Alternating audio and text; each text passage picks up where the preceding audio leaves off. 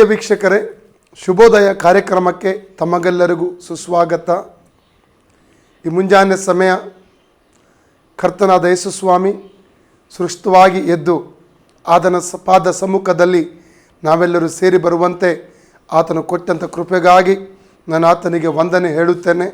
ಪ್ರಲಾಪಗಳು 3:21-23 ವಾಕ್ಯ ಹೇಳ್ತದೆ, ನಾವು ಬದುಕಿ ಉಳಿದಿರುವುದು ಆತನ ಕೃಪೆಯೇ, ಆತನ ಕೃಪಾವರಗಳು ನಿಂತು ಹೋಗುವುದಿಲ್ಲ, ಅವು ದಿನ ದಿನವೂ ಹೊಸತಾಗಿ ಒದಗಿ ಬರುತ್ತವೆಂಬುದಾಗಿ ಆತನ ವಚನದಲ್ಲಿ ನಾವು ನೋಡುತ್ತೇವೆ.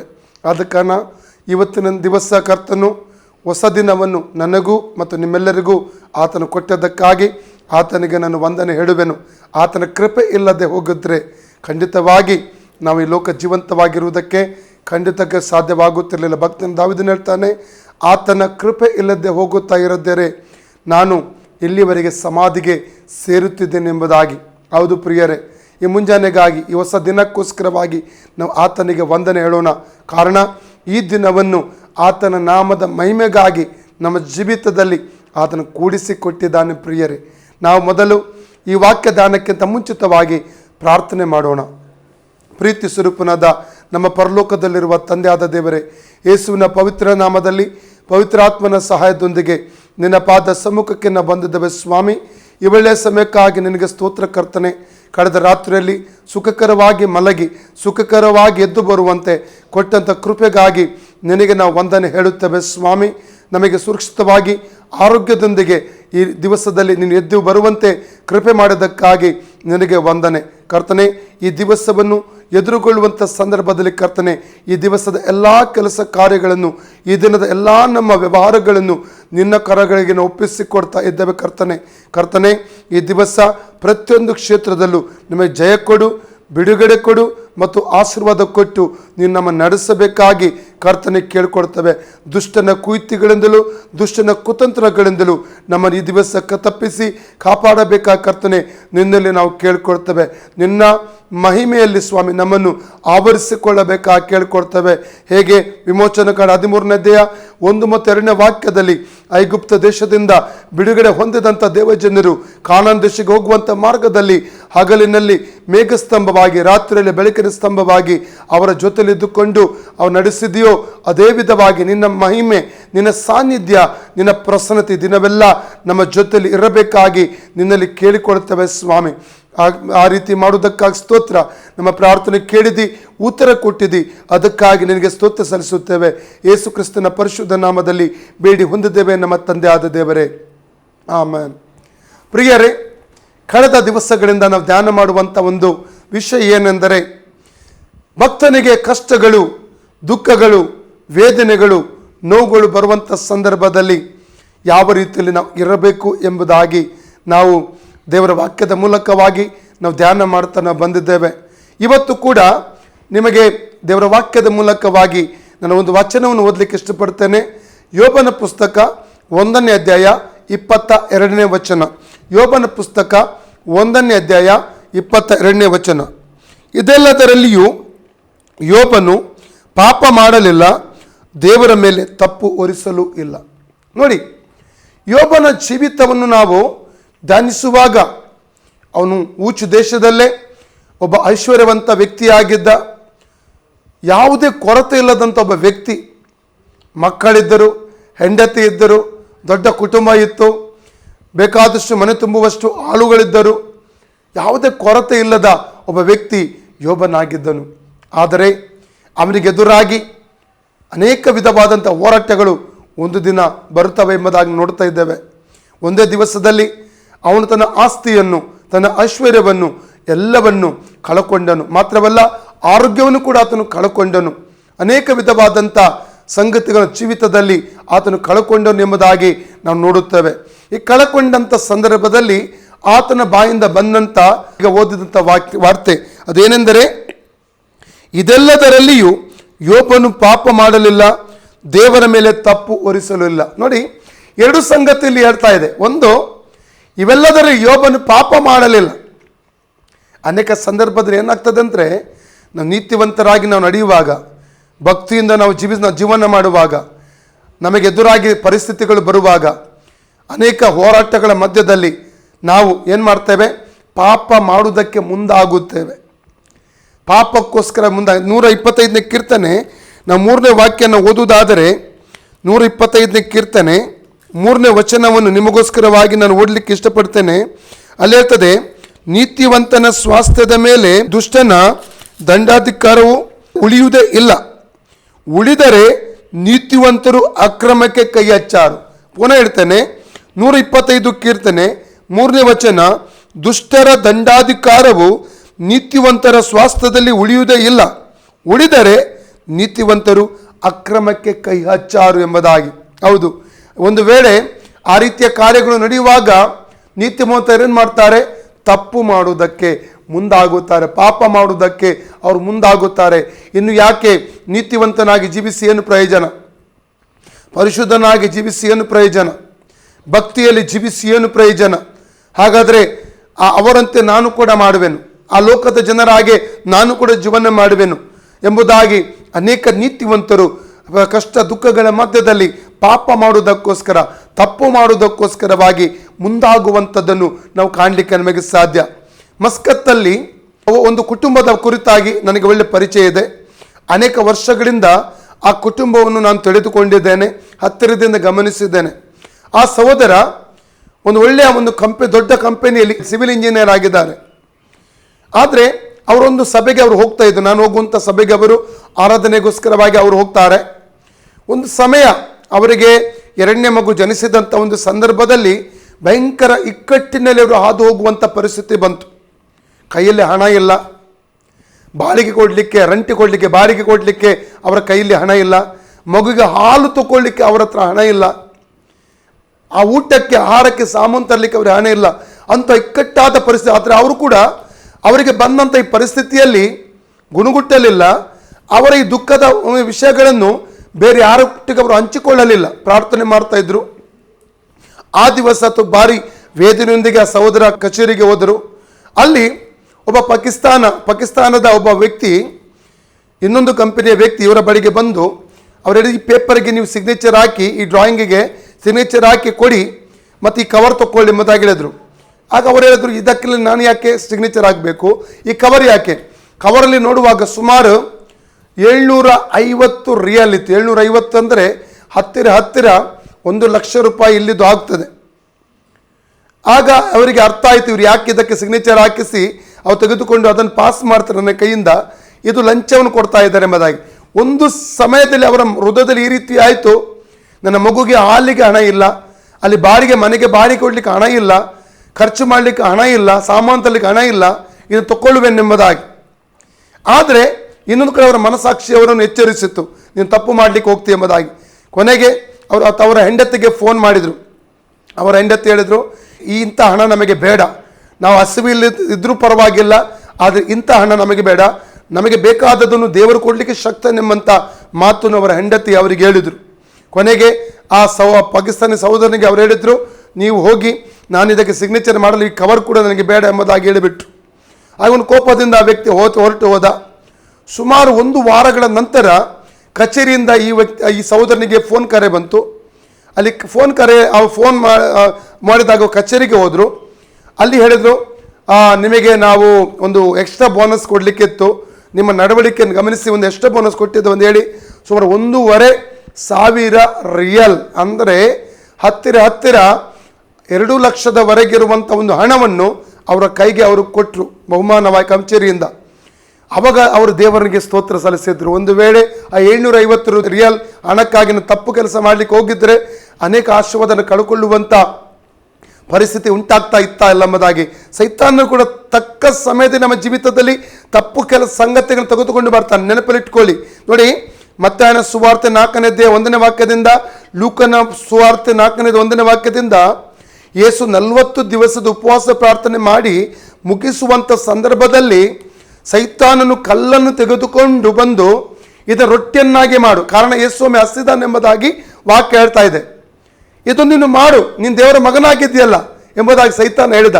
ಅನೇಕ ಸಂದರ್ಭದಲ್ಲಿ ನಮ್ಮ ಅವಶ್ಯಕತೆಗಳ ಸಂದರ್ಭದಲ್ಲಿ ಸೈತಾನನು ತಪ್ಪಾದ ಹಾದಿಗಳನ್ನು, ತಪ್ಪಾದ ಮಾರ್ಗಗಳನ್ನು ನಮ್ಮ ಮಧ್ಯದಲ್ಲಿ ತೆಗೆದುಕೊಂಡು ಬರ್ತಾನೆ. ತಪ್ಪಾದ ವ್ಯಕ್ತಿಗಳನ್ನು ನಮ್ಮ ಮುಂದೆ ತೆಗೆದುಕೊಂಡು ಬಂದು ಇದನ್ನು ಮಾಡು, ತೊಂದರೆ ಇಲ್ಲ, ನಿನಗೆ ಅವಶ್ಯಕತೆ ಇದೆಯಲ್ಲ, ನೀನು ಕಳ್ಳತನ ಮಾಡು, ಸ್ವಲ್ಪ ತೊಂದರೆ ಇಲ್ಲ ಎಂಬುದಾಗಿ ಸೈತಾನನು ತಪ್ಪು ಕೆಲಸಗಳನ್ನು ಮಾಡುವುದಕ್ಕಾಗಿ ನಮಗೆ ಪ್ರೇರೇಪಣೆ ಕೊಡ್ತಾನೆ ಪ್ರಿಯರೇ. ಅದು ಯೋಬನ ಜೀವಿತ ನಾವು ನೋಡುವಾಗ ಯೋಬ 1:22 ವಾಕ್ಯದ ಹೇಳುತ್ತದೆ, ಇವೆಲ್ಲದರಲ್ಲಿಯೂ ಆತನು ಪಾಪ ಮಾಡಲಿಲ್ಲ, ಎರಡನೇದಾಗಿ ದೇವರ ಮೇಲೆ ತಪ್ಪನ್ನು ಆತನು ಹೊರಿಸಲಿಲ್ಲ. ಯೋಬನಿಗೆ ಪರಿಸ್ಥಿತಿ ಬರುವುದಕ್ಕೆ ಏನು ಕಾರಣ?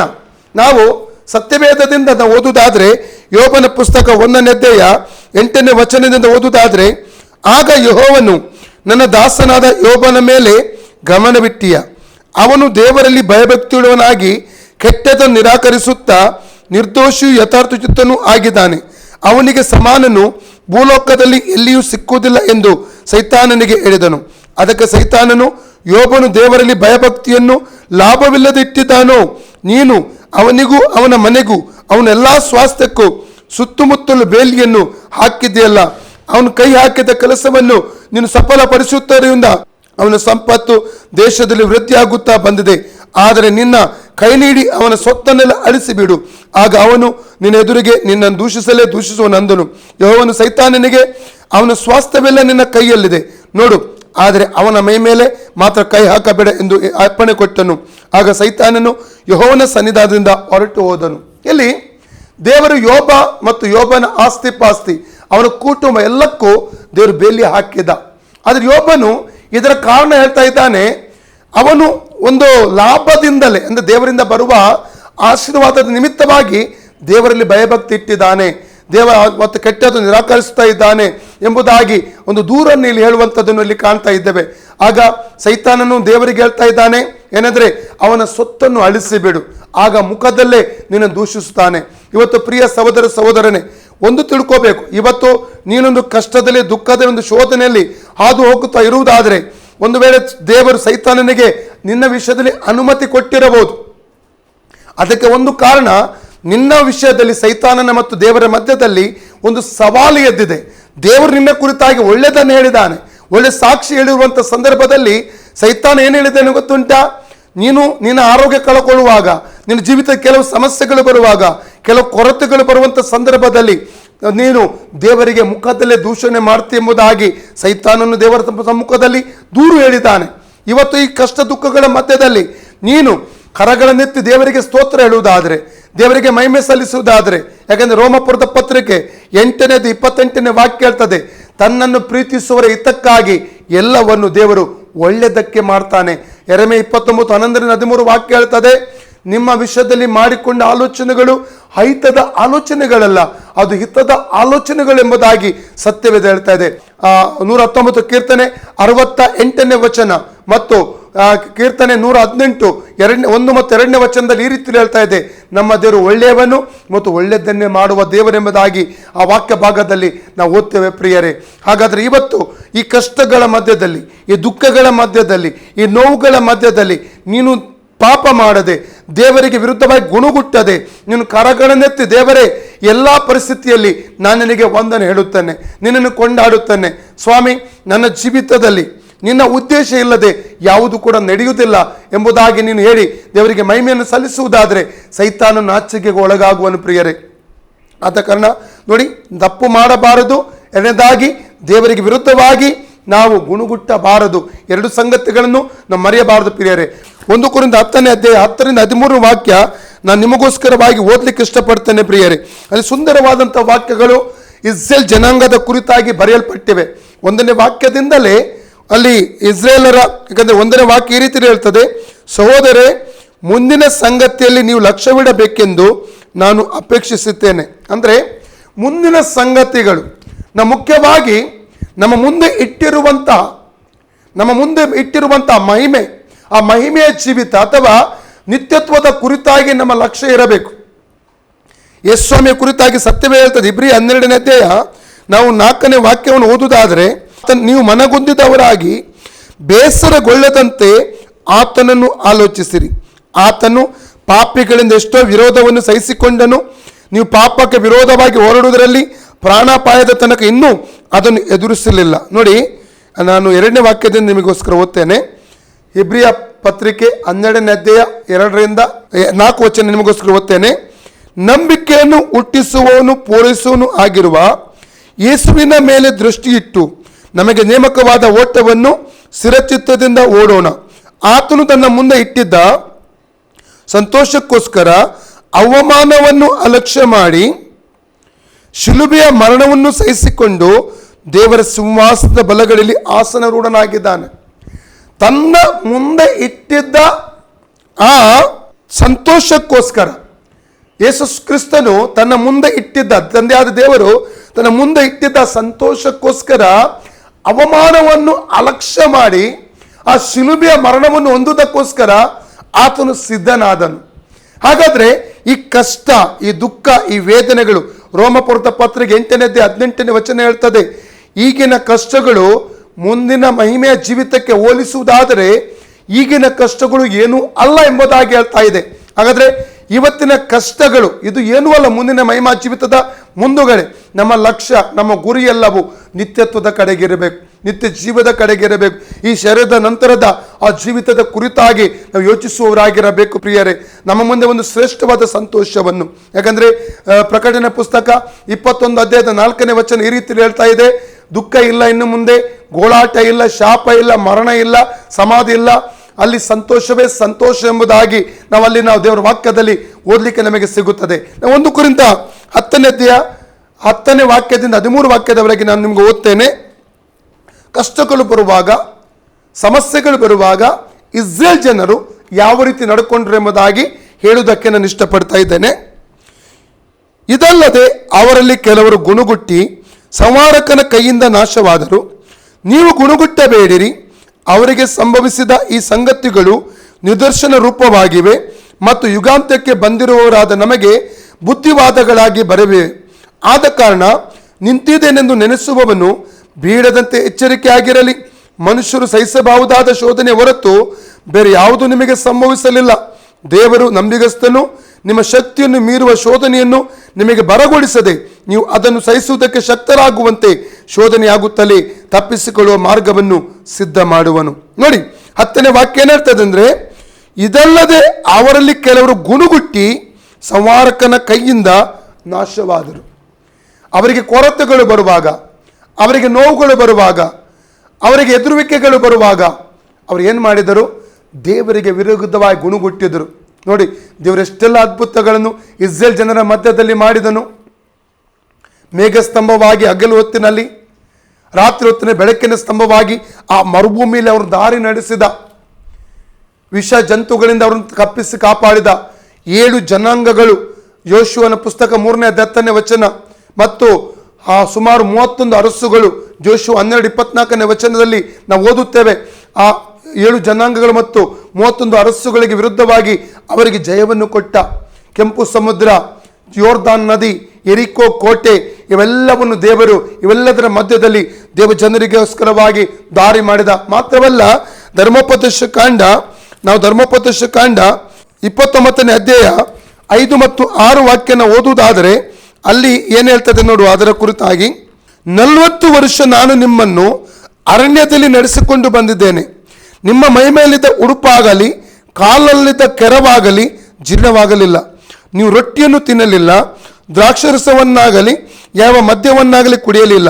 ಯೆಹೋವನೇ ನಿಮ್ಮ ದೇವರೆಂಬುದು ನಿಮಗೆ ತಿಳಿಯಬೇಕೆಂಬ ಉದ್ದೇಶದಿಂದ ಹೀಗಾಯಿತು. ನೋಡಿ, ಅವರು ಧರಿಸಿದಂಥ ಬಟ್ಟೆ ಜೀರ್ಣವಾಗಲಿಲ್ಲ ಮತ್ತು ಹಾಕಿದಂಥ ಮೆಟ್ಟುಗಳು ಅದು ಸವಿದು ಹೋಗಲಿಲ್ಲ. ಎಂಥ ಒಂದು ಅದ್ಭುತ!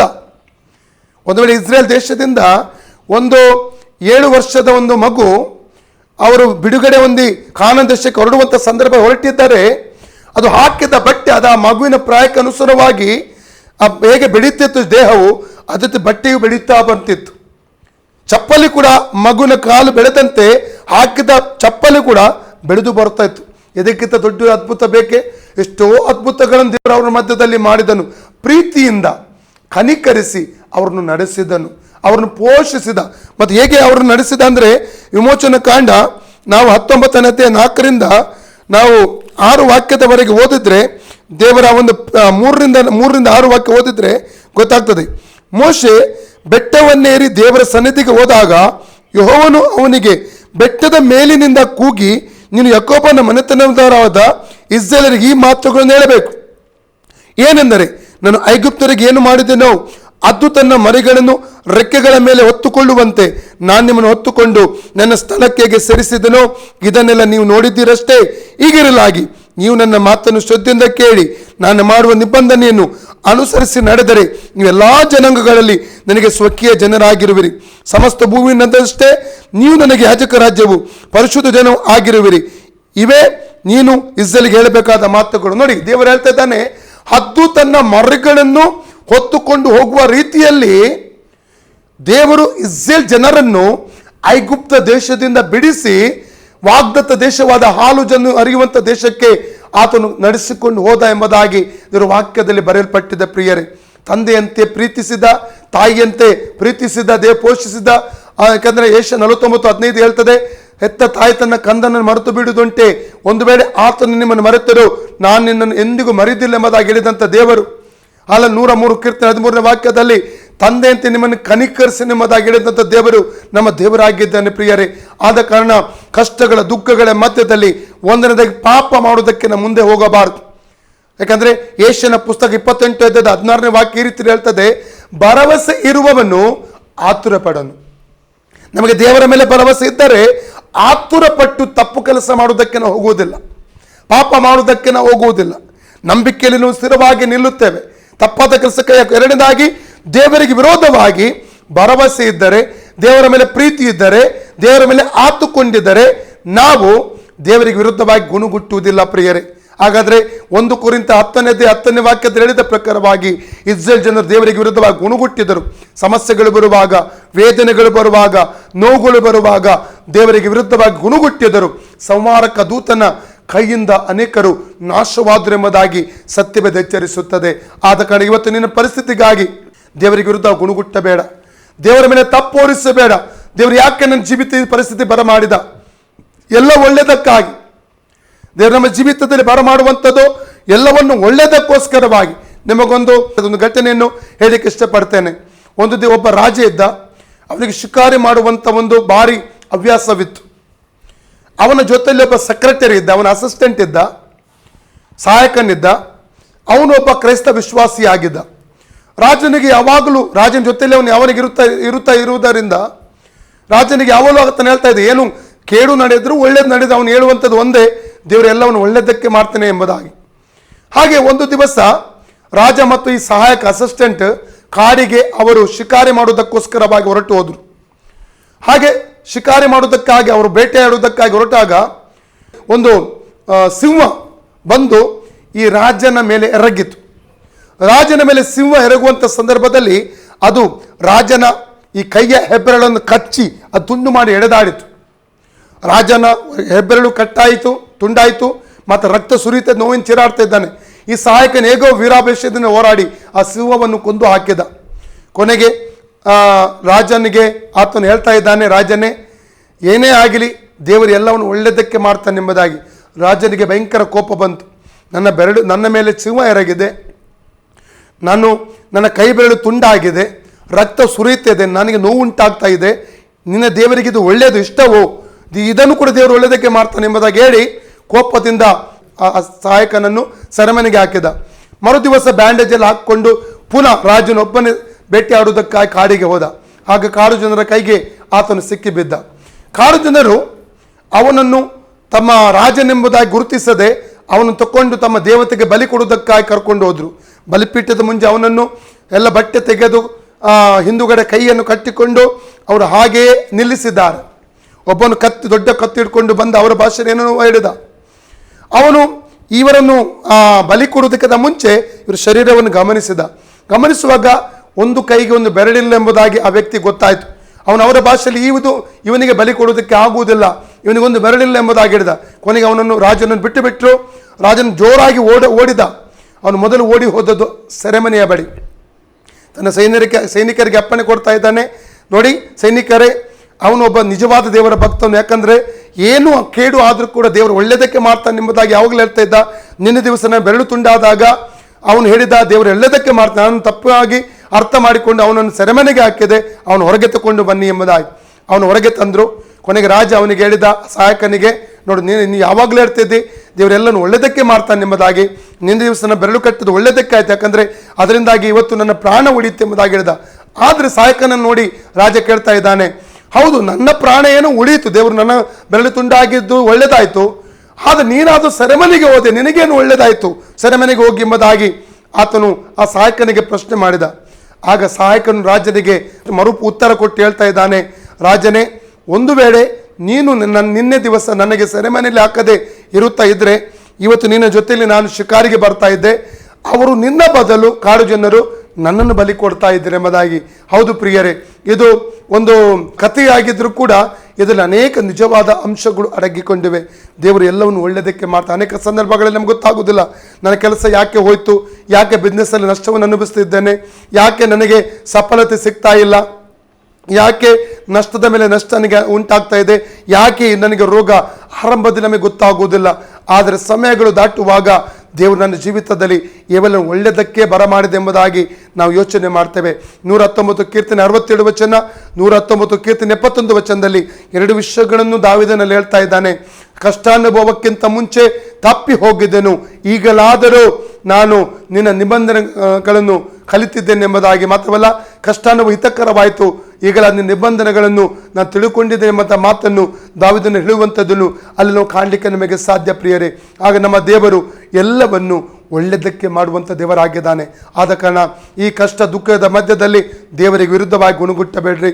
ದೇವರನ್ನು ನೆನೆಸಿ, ದೇವರನ್ನು ಮುಖವನ್ನು ನೋಡಿಕೊಂಡು ದೇವರ ಕರಗಳನ್ನೆತ್ತಿ ಈ ಕಷ್ಟದ ಮಧ್ಯದಲ್ಲಿಯೂ ದೇವರಿಗೆ ಸ್ತೋತ್ರ ಹೇಳ್ರಿ. ದೇವರೇ, ಇವೆಲ್ಲ ನನ್ನ ಜೀವಿತದಲ್ಲಿ ಒಂದು ಉದ್ದೇಶದಿಂದ ನೀನು ಬರಮಾಡಿದ್ದೆ ಸ್ವಾಮಿ, ಅದಕ್ಕಾಗಿ ನಿನಗೆ ವಂದನೆ ಹೇಳುತ್ತೇನೆ, ನಿನ್ನ ಸ್ತುತಿಸುತ್ತೇನೆ, ನಿನ್ನ ನಾಮವನ್ನು ಕೊಂಡಾಡುತ್ತೇನೆ ಸ್ವಾಮಿ ಎಂಬುದಾಗಿ ಹೇಳಿ ಕರಗಳನ್ನೆತ್ತಿ ದೇವರಿಗೆ ಸ್ತೋತ್ರ ಹೇಳಿ, ದೇವರಿಗೆ ವಂದನೆ ಹೇಳ್ರಿ. ಖಂಡಿತವಾಗಿ ಕೀರ್ತನೆ ಪುಸ್ತಕ 35:5-6 ವಾಕ್ಯದ ಪ್ರಕಾರವಾಗಿ ಸಂಜೆಗೆ ದುಃಖ ಎಂಬುದು ಇಳಿದು ಬರುವುದಾದರೆ ಮುಂಜಾನೆ ಹರ್ಷಧ್ವನಿ ಕೇಳಿ ಬರುವುದು ಎಂಬುದಾಗಿ ಹೇಳಿದ ವಾಕ್ಯದ ಪ್ರಕಾರವಾಗಿ ನಿಮ್ಮ ಸಂಜೆಯ ದುಃಖವನ್ನು ಮುಂಜಾನೆಯ ಹರ್ಷಧ್ವನಿಯನ್ನಾಗಿ ದೇವರು ಖಂಡಿತವಾಗಿ ಮಾರ್ಪಡಿಸುವುದಕ್ಕೆ ಶಕ್ತನಾಗಿದ್ದಾನೆ. ಆ ಪುಸ್ತಕತೆ 16:25-26ರಲ್ಲಿ ಪೌಲ ಸೀಲರು ಸೆರೆಮನೆಯಲ್ಲಿ ತಮ್ಮ ದುರಾವಸ್ಥೆಗಾಗಿ ದೇವರಿಗೆ ವಿರುದ್ಧ ಗುಣಗುಟ್ಟದೆ ಅವರು ದೇವರನ್ನು ಸ್ತೋತ್ರ ಮಾಡುತ್ತಾ ಸ್ತುತಿ ಪದಗಳನ್ನು ಹಾಡುತ್ತಾ ಇರುವ ನಿಮಿತ್ತ ಅವರ ಕಷ್ಟವು ಸಂತೋಷದಲ್ಲಿ ಬದಲಾಗುವಂಥದ್ದನ್ನು ಅಲ್ಲಿ ನಾವು ಕಾಣಲಿಕ್ಕೆ ನಮಗೆ ಸಾಧ್ಯವಾಗ್ತದೆ. ಪ್ರಿಯರೇ, ಬನ್ನಿ, ನಿಮಗೋಸ್ಕರವಾಗಿ ನಾನು ಪ್ರಾರ್ಥನೆ ಮಾಡಲಿಕ್ಕೆ ಇಷ್ಟಪಡ್ತೇನೆ. ಪ್ರೀತಿ ಸ್ವರೂಪನಾದ ನಮ್ಮ ಪರಲೋಕದ ತಂದೆಯಾದ ದೇವರೇ, ಯೇಸು ಕ್ರಿಸ್ತನ ಪರಿಶುದ್ಧ ನಾಮದಲ್ಲಿ ಪರಿಶುದ್ಧಾತ್ಮನ ಸಹಾಯದೊಂದಿಗೆ ನಿನ್ನ ಪಾದ ಸಮ್ಮುಖಕ್ಕೆ ನಾವು ಬಂದಿದ್ದೇವೆ ಸ್ವಾಮಿ. ಪ್ರಿಯ ವೀಕ್ಷಕ ಸಹೋದರ ಸಹೋದರಿಗೆ ಪ್ರಾರ್ಥಿಸುತ್ತೇನೆ ಸ್ವಾಮಿ. ಕರ್ತನಿ ಶುಭೋದಯ ಕಾರ್ಯಕ್ರಮಕ್ಕೋಸ್ಕರವಾಗಿ ಅಪ್ಪ ಕಾದು ಕುಳಿತು ಸ್ವಾಮಿ ಸಮಯವನ್ನು ಬೇರ್ಪಡಿಸಿರುವಂಥ ಎಲ್ಲ ನಿನ್ನ ಮಕ್ಕಳ ಮೇಲೆ ಕೃಪೆ ಇಳಿದು ಬರಲಿ ಸ್ವಾಮಿ. ಇವತ್ತವರು ಅನೇಕ ಕಷ್ಟದಲ್ಲಿದ್ದಾರೆ, ಅನೇಕ ದುಃಖದಲ್ಲಿದ್ದಾರೆ, ಅನೇಕ ವೇದನೆಯಲ್ಲಿದ್ದಾರೆ ಸ್ವಾಮಿ. ಕರ್ತನೆ, ಇವೆಲ್ಲ ಒಳ್ಳೆಯದಕ್ಕಾಗಿ ಎಂಬುದಾಗಿ ವಾಕ್ಯದ ಮೂಲಕವಾಗಿ ನೀವು ತಿಳಿಯಪಡಿಸಿದ್ದಕ್ಕಾಗಿ ಸ್ತೋತ್ರ. ಈ ಕಷ್ಟ ದುಃಖಗಳ ಮಧ್ಯದಲ್ಲಿ ಅವ್ರ ನಂಬಿಕೆಯಲ್ಲಿ ದೃಢಪಡಿಸಬೇಕಾಗಿ, ನಂಬಿಕೆಯಲ್ಲಿ ಬಲಪಡಿಸಬೇಕಾಗಿ ಕೇಳ್ಕೊಳ್ತಾನೆ.